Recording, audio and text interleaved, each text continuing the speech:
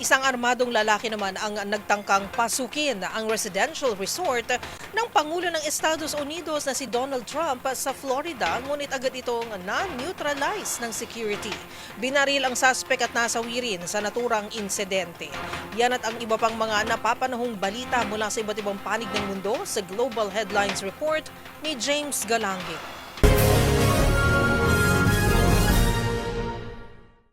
Balita mula sa Amerika. Binaril at nasawi ang isang armadong lalaki matapos balak pasukin ang isang residential resort ni US President Donald Trump sa Florida. Ayon sa ulat, may dala rin daw umanong gaas ang suspect at puno naman ng balang bitbit nitong shotgun kung kaya't pinaputukan na rin ito ng security para i-neutralize ang dala nitong banta.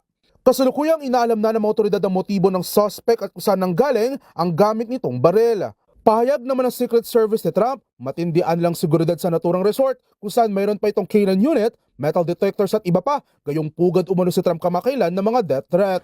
Samantala, balita naman mula sa France, nakataas pa rin ang extreme flood warning signal sa kanlurang bahagi ng bansa matapos lubog pa rin ito sa baha, bunsod na may 35 araw na sunod-sunod na pag-ulan. Ayon sa National Weather Service ng Meteo France, ito na ang pinakamatagal na serye ng mga pag-ulan sa kanilang bansa mula pa noong 2023 na nagsimula naman noong 1959. Tinatayang nasasyam na raan ng mga kabahayan na napektuhan at daang-daang residente ang inilikas kung saan pansamantala muna nakasilong sa may tinalagang evacuation area sa lugar. At sa iba pang balita, patayang nasa 10 katao at 50 naman ang sugatan sa Eastern Lebanon matapos ang isinagawang pag-atake ng Israel laban sa Shia Muslim militia at political party na Hezbollah.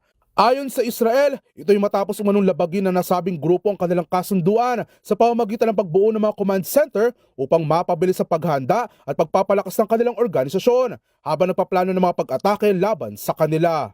Kinumpirma naman ng Hezbollah na kabilang sa mga nasawi ay ang isa sa kanilang senior field commander na hindi naman pinangalanan ng grupo.